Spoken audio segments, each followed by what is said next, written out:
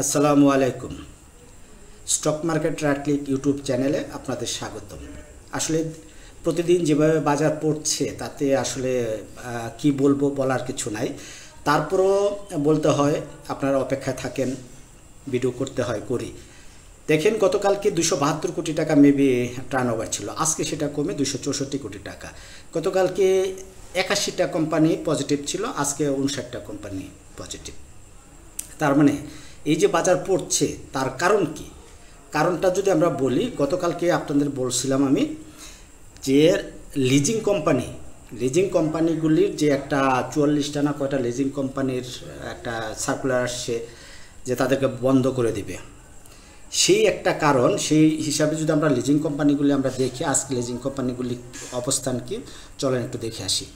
এই যে গতকালকে দেখাইছিলাম ফাইন্যান্স অ্যান্ড লিজিং কোম্পানিগুলির কোনগুলি এখানে আছে, আমাদের ইত্তেফাক অর্থনীতিতে দিছিল। যাই হোক, আমরা যদি লিস্টে আসি, দেখেন এই যে ফাইন্যান্স ইনস্টিটিউশন মানে ফাইন্যান্স এবং লিজিং কোম্পানিগুলির কি অবস্থা।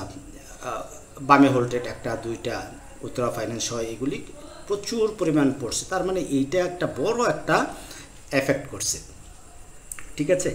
তো এই ব্যাপারগুলি আমাদের সজাগ থাকতে হবে। বাট আমরা যদি ইন্ডেক্সের চার্ট দেখি তাহলে কি বলবো, কালকে আপনাদের সাথে আমরা কথা বলছিলাম যে বলিঞ্জার ব্যান্ডের এখন লোয়ার ব্যান্ড টাচ করে নাই, তার মানে বাজার আজকেও পড়বে। এটা গতকালকে আপনাদের আমি একটা আইডিয়া দিয়েছিলাম, তো আজকে বাজার আজকেও পড়ছে। আজকে কী হয়েছে, বলিঞ্জার ব্যান্ডের লোয়ার ব্যান্ডের নিচে অবস্থান করছে। তাহলে স্বভাবতই আমরা আগামীকালকে একটা বুলিশ ক্যান্ডেল এক্সপেক্ট করতেই পারি। তবে বুলিশ ক্যান্ডেল এক্সপেক্ট করলেই যে বাজার উঠে যাবে তা তো না। এই যে একটা সাপোর্ট জোন ছিল, হতে পারে এখান থেকে উঠে আবার এটুকু যাবে, গিয়ে আবার হয়তো ডাউন ট্রেন্ড আসবে। কারণ বাজার পজিটিভ হওয়ার মতো কোনো গুড নিউজ তো আমরা পাচ্ছি না, ঠিক আছে না। সেই জন্য আমাদের সতর্ক থাকতে হবে যাতে করে আমরা নতুন স্টক নেওয়ার ক্ষেত্রে আমরা অনেক বেশি সতর্ক হব। দেখেন, আমাদের বলিঞ্জার ব্যান্ডটা এদিক দিয়ে এক্সপান্স হয়েছে, আবার এদিক দিয়েও এক্সপান্স হইতেছে। তার মানে আমাদের বোঝা যায় বাজারটা আরও নিচে যাওয়ার জন্য তৈরি আছে। আমরা একটা ট্রেন্ড লাইন ড্র করে রাখছি, এই ট্রেন্ড লাইনটা আমাদের ব্রেকআউট দিতেই হবে, না দিলে আমরা ধরে নিতে পারবো না যে বাজার পজিটিভ ধারায় ফিরতেছে। তবে হ্যাঁ, বাজার থেকে মানে খুব কম প্রাইসে অনেক ভালো ভালো শেয়ার বাজার পাওয়া যাচ্ছে। তবে গতকালকের যে আলোচনা, সেই আলোচনা গতকালকের কিছু স্টক নিয়ে আলোচনা করেছিলাম, সেগুলি নিয়েও কথা বলবো। পাশাপাশি আরও দু একটা নতুন স্টক নিয়ে আপনাদের সাথে আমি কথা বলবো, যেগুলো আপনাদের হোল্ডিংয়ে আছে, আপনারা কিভাবে কি করবেন সেই ব্যাপারে। তো পুরো ভিডিও জুড়ে আমি রাইট ক্লিক জাকারিয়া আছি আপনাদের সাথে, আর আপনারা দেখছেন stock market right click YouTube channel. যেহেতু শেয়ার বাজার ঝুঁকিপূর্ণ, তাই জেনে বুঝে নিজের ইচ্ছায় বাই সেল করবেন। আমার এই আলোচনা কখনোই আপনার বাই বা সেল নির্দেশনা প্রদান করেন না। চলুন আমরা আমাদের মূল আলোচনায় আমরা চলে যাই। প্রথমে আমরা এশিয়াটিকটা আমরা দেখি। এশিয়াটিকটা গতকালকে বলছিলাম কি আপনাদের, এই জায়গায় 33 টাকা 30 পয়সার উপরে ক্লোজিং দিলেই শুধুমাত্র আমরা অল্প কিছু কোয়ান্টিটি কিনবো এবং স্টপ লস হিসাবে ধরবে। তাহলে আজকে 33 টাকা 30 পয়সার উপরে শেয়ারটা গিয়ে কিন্তু শেয়ারটা পড়ে গেছে বলে শেয়ারটা যে খারাপ পজিশন আছে তা না, পজিশন ভালো আছে। কারণ MA20-র উপরে আছে, ভলিউমটা মোটামুটি ভালো পাইছে, RSI-টাও 50-র উপরে আছে, সব দিক থেকে পজিটিভ আছে। তার মানে আমরা এটাকে গণনা করতেই পারি, যদি বাজার পজিটিভ হয় তাহলে শেয়ারটা আমাদের দিবে, মানে প্রফিট দিতে প্রস্তুত আছে। আমাদের ট্রেন্ড লাইনও আমাদের ঠিক আছে, ট্রেন্ড লাইন ব্রেকআউট আছে। পরে আসি আমরা বেস্ট হোল্ডিং নিয়ে কথা বলি। কালকে বেস্ট হোল্ডিং নিয়ে কথা বলছিলাম, সেই বেস্ট হোল্ডিংটার কী অবস্থা আছে আমরা বলছিলাম যে এইটা তার একুমুলেশন জোন। সেই একুমুলেশন জোন যদি পার করতে পারে তাহলে আমরা এন্ট্রি নেব। কত 15 টাকা 40 পয়সার উপরে যদি ক্লোজিং দিতে পারে তাহলে আমরা বাই করব। যেহেতু 15 টাকা 40 পয়সার উপরে ক্লোজিং দিতে পারে নাই, আমরা বাই করি নাই। তো এই যে ব্যাপারগুলি কীভাবে বাজার থেকে সঠিকভাবে এন্ট্রি নিতে হয়, এক্সিট নিতে হয়, এই ব্যাপারগুলি নিশ্চয়ই আপনারা বুঝতে পারতেছেন। কারণ আমার সাথে থাকলে আমি এই ব্যাপারগুলি আপনাদের শিখিয়ে দিচ্ছি, যাতে করে আপনারা ঠকে না যান। কারণ এটার উপরে না গেলে এই শেয়ার উপরে যাবে এর কোনো নিশ্চয়তা নেই। সে কারণে বলছিলাম যে 15 টাকা 40 পয়সার উপরে ক্লোজিং নিশ্চিত হলে, পাশাপাশি ভলিউমটা ভালো হলে আমরা এন্ট্রি নিব। পরবর্তী শেয়ারটা কি আছে আমাদের, বেঙ্গল ওয়েল্ডিং। দেখেন বেঙ্গল নিয়ে আমরা একটা পোস্ট দিছিলাম আপনাদের, বেঙ্গল নিয়ে এই যে একটা পোস্ট দিছিলাম, বলছিলাম 21 টাকার উপরে কিছু কোয়ান্টিটি সেল করে দিবেন, কিন্তু আমাদের বেঙ্গলটা কিন্তু 25 টাকা পর্যন্ত যাই নাই, ঠিক আছে, সরি 21 টাকা 30 না, হ্যাঁ 21 টাকার উপরে শেয়ারটা কিন্তু 21 টাকা যায় না, এই দিন শেয়ারটা পড়ে গেছে, তার মানে সে কারেকশন দিচ্ছে। কি বলছিলাম যে কারেকশনের, তারপরে শুধুমাত্র নিচে মতামত মানে এখানে সেল করতে বলছেন। এরপর আর কি আছে দেখেন, আমরা কিন্তু এই যে ন্যাশনাল ফিড মিল নিয়ে কথা বলছিলাম যে ওইখানে সেল ফিড মিল, আজকে দেখি ন্যাশনাল ফিড মিলের কী অবস্থা। দেখেন এখনও সেই যে ডাবল টপের উপরে শেয়ারটা উঠতে পারতেছে না, বাট না উঠলেও এই যে M20 এখন সাপোর্ট আছে এবং তার RSIটা 60-র উপরে আছে। তবে এটাকে উড়িয়ে দেওয়া যায় না, যদি এই শেয়ারটা 11 টাকা 20 পয়সার উপরে করে ক্লোজিং দেয়, তাহলে আমরা চিন্তা করব আমরা কিনবো কি কিনবো না। তবে সম্ভাবনা আছে, যেহেতু M20 নিচে এখনও যাচ্ছে না, সম্ভাবনা আছে। আরও একটা পোস্ট কোনটা বলছিলাম, সিটি জেনারেল ইন্স্যুরেন্স। দেখেন সিটি জেনারেল ইন্স্যুরেন্স আমি বলছিলাম এইখানে প্রফিট টেক করতে অন্তত 50%। আপনারা যারা 50% প্রফিট টেক করছেন তারা ভালো আছেন। এখন যদি আমরা সিটি জেনারেল ইন্স্যুরেন্সে আসি, চারটা ভালো আমি দেখতেছি। দেখেন সিটি জেনারেল ইন্স্যুরেন্সের চার্টটা অনেক সুন্দর আছে, আজকে ভলিউমটা পাইছে। এই যে এই দুটা ক্যান্ডেল মিলে একটা প্যাটার্ন হয়, এই প্যাটার্নটার নাম নিশ্চয়ই আপনারা জানেন। এই প্যাটার্নগুলি নিয়ে আপনাদের সাথে আমি কথা বলছি, আমি একটু এঁকে দিই তাহলে আপনারা বুঝতে পারবেন। জি, এই যে পুরা প্যাটার্নগুলি আমি ড্র করে দিছি, যেটা আমি আপনাদের বলছিলাম যে এটা তার সাপ্লাই জোন, মানে এই জায়গায় গেলে সাপ্লাই পাবে।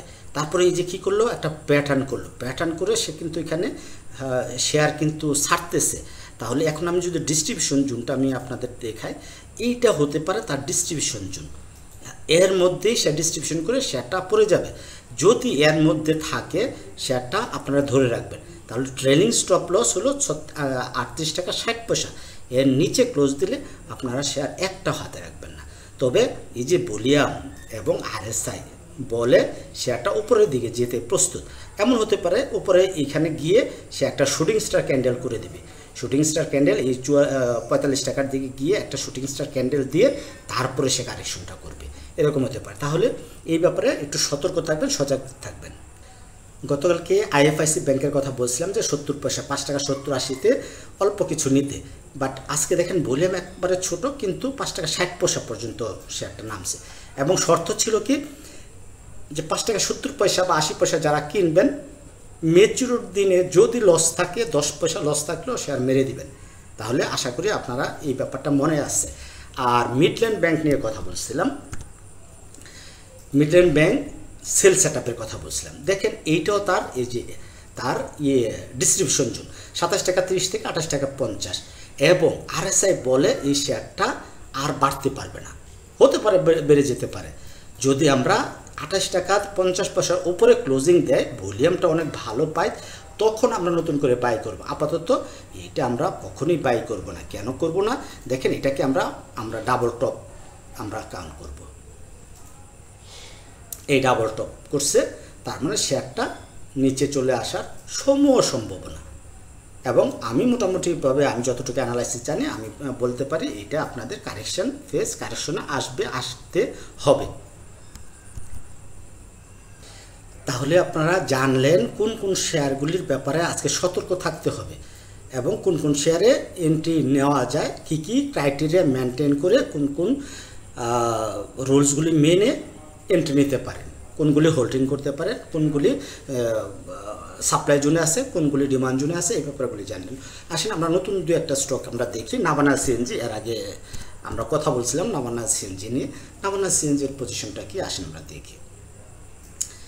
দেখেন নাভানা সিএনজি আপনাদের আমি বলছিলাম যে এই যে এটা তার অ্যাকুমুলেশন জোন, নাভানা সিএনজি এখনও সেই অ্যাকুমুলেশন জোনেই আছে।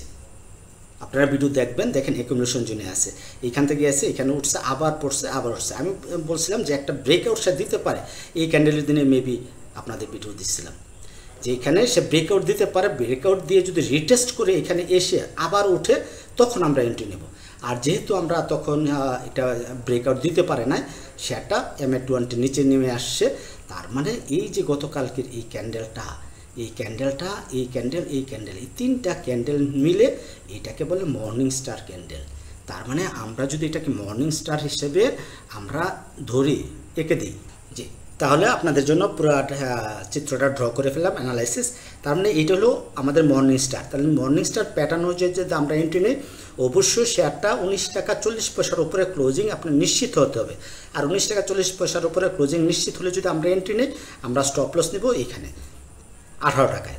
তাহলে আমাদের রিস্ক রিওয়ার্ড রেশিও কত হয়? 1:3। তাহলে আমরা জানি মিনিমাম 1:2 হলে আমরা একটা শেয়ারে এন্ট্রি নেব।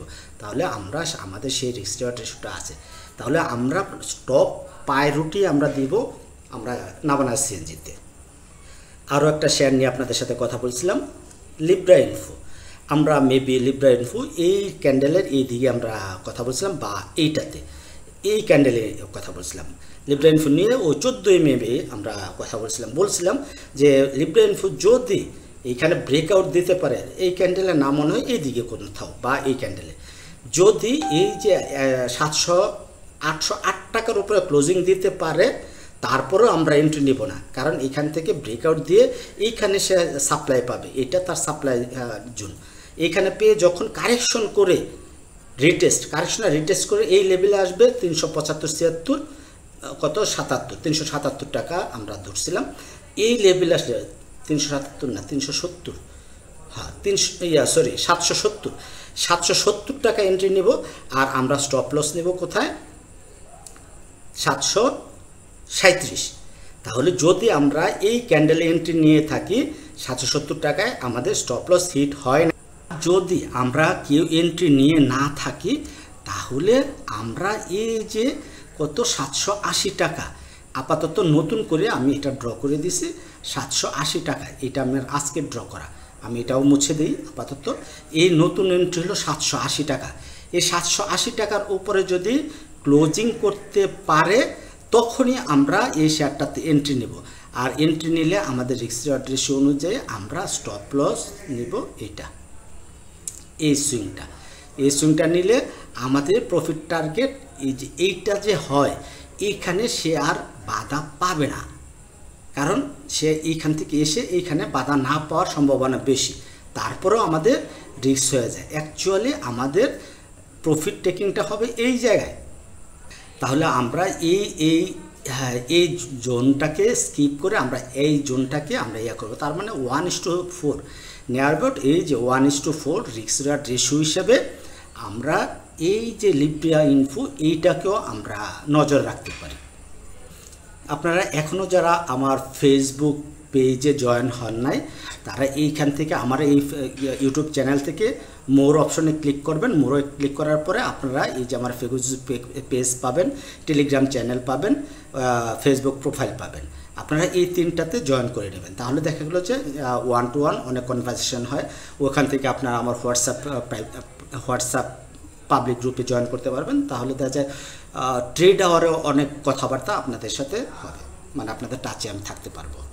সর্বশেষ পরামর্শ হলো, যেহেতু বাজার নেগেটিভ, বাজারের অবস্থা ভালো না, সেই জন্য যথাসম্ভব নতুন ট্রেড এড়িয়ে চলবেন।